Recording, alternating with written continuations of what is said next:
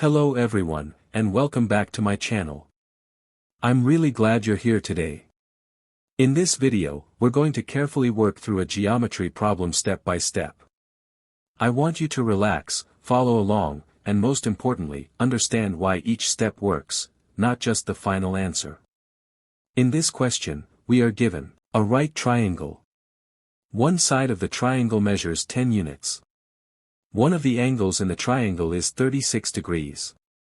Inside the triangle, a circle is drawn such that it touches all three sides. Our goal is to find the radius of this circle. Don't panic, let's break it down. At first glance, this might look complicated. But here's the truth. This problem becomes very easy once you remember just two key geometric ideas.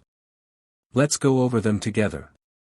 The first key idea is tangent and radius relationship.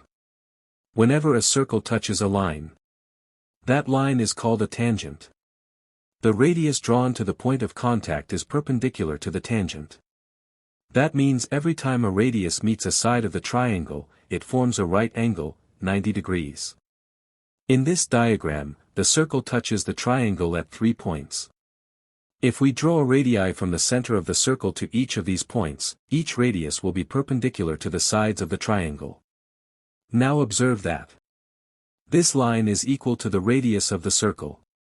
So, if we take it to be r, the remaining length will be 10 minus r.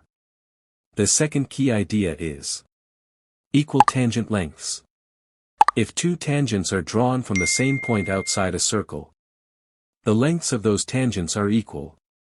So, in our triangle, the segments from each vertex to the points of contact are equal in pairs. And it follows that this length is also 10 minus r. Another key idea is angle bisector property. Here's another powerful fact. When two tangents meet at a point, the line from that point to the center of the circle bisects the angle between them. So, in this problem, if we draw a straight line from the center to this point, this line bisects this angle.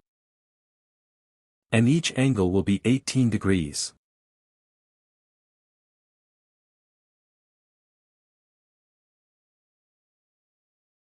Now let's focus on this triangle. One side is the radius r. Another side is 10 minus r. The included angle is 18 degrees.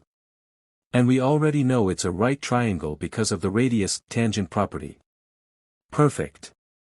This is exactly what we need. Now ask yourself, which trigonometric ratio connects these sides?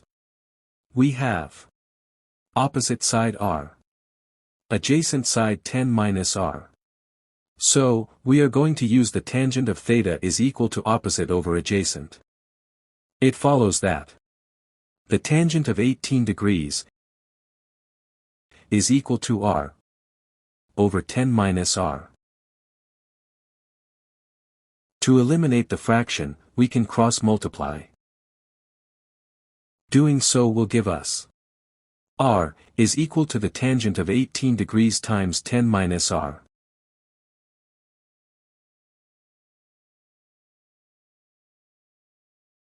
Now, let's expand the right side of the equation. This will give us r is equal to 10 times the tangent of 18 degrees, minus r, times the tangent of 18 degrees.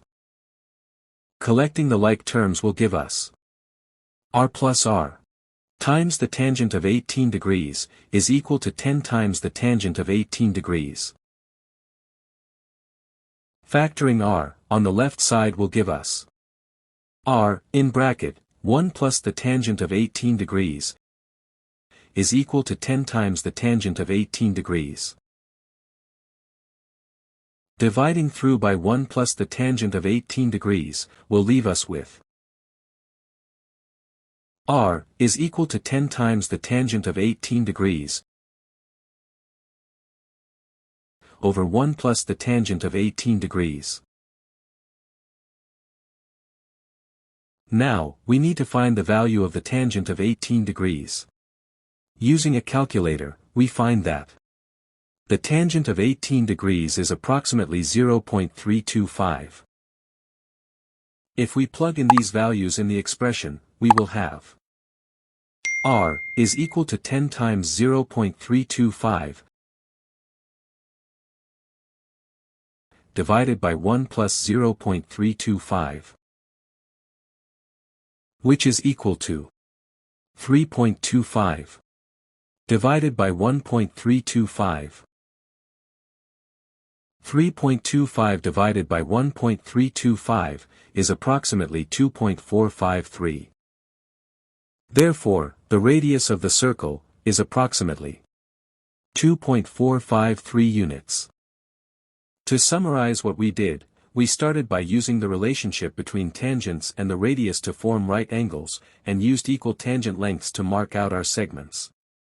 Next, we split the 36-degree angle into two 18-degree angles with an angle bisector. From there, we built a right triangle and applied the tangent ratio to calculate the radius. And that's it, you've just solved a geometry problem that looked complex but turned out to be very manageable with the right ideas. If this helped you, give this video a thumbs up. Subscribe for more math lessons. And feel free to share your thoughts or questions in the comments. Thanks for watching, and I'll see you in the next lesson.